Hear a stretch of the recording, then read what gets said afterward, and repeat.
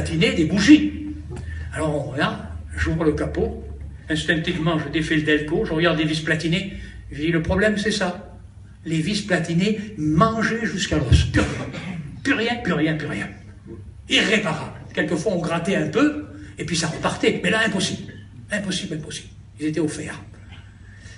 Et puis, je vois une petite lumière là-bas. Je dis, tiens, il y a un gageot qui est en train de travailler dans son garage, on va lui demander. Je vais vers le garage, il parlait un peu l'allemand, je parle avec lui, je lui montre les vis platinées, oh, das Punt, das keine Punt. Il dit, ici, tu ne trouveras pas les Punt, les vis platinées, c'est impossible. Ça n'existe pas. Il dit, peut-être en Allemagne dans un musée, il me dit. Ah, mais il me donne du courage. Peut-être dans un musée en Allemagne. La tête basse, je repars vers les copains. Je dis, écoutez les frères, on ne va pas dormir là, c'est un village, il y a 30 maisons.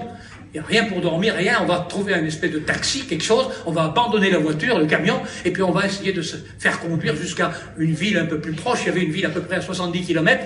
Brasov, on va essayer d'aller jusque là-bas. Et puis d'un seul coup, on était désespérés. On regardait le capot ouvert. On se disait, comment faire? Et il y a un vieux monsieur qui vient. 11 h du soir. Un vieux monsieur vient avec un grand paletot. Pour moi, il était vieux, c'était dans les années 70. Peut-être qu'il est plus jeune que moi aujourd'hui, mais à l'époque, je le voyais vieux. Maintenant, je vois tous les autres vieux, mais les vieux, pour moi, ils ont 100 ans. Hein, j'ai 72, moi. Alors maintenant, quand quelqu'un qui a 72, c'est pas un vieux, c'est un jeune. Alors, le vieux monsieur arrive avec un grand paletot. Il s'approche de nous, et puis il me dit, en allemand, vous avez un problème? Je lui dis, oui, on a un problème. Je lui montre les vis platinées. Ah, ouais.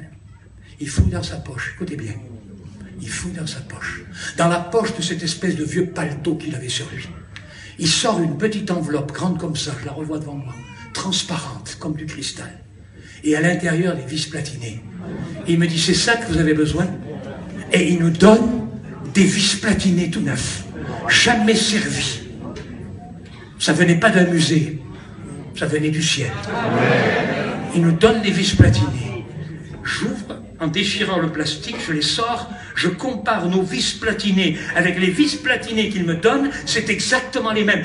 Tous les frères qui étaient là autour du camion étaient là, sous le lampadaire, en train de regarder. Je me tourne pour voir où était passé ce fin donateur, il avait disparu.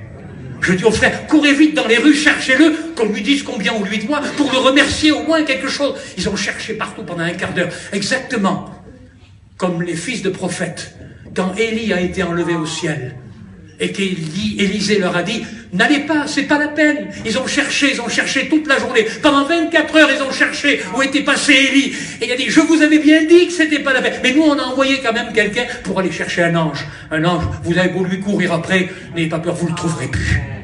Est-ce que vous comprenez cela?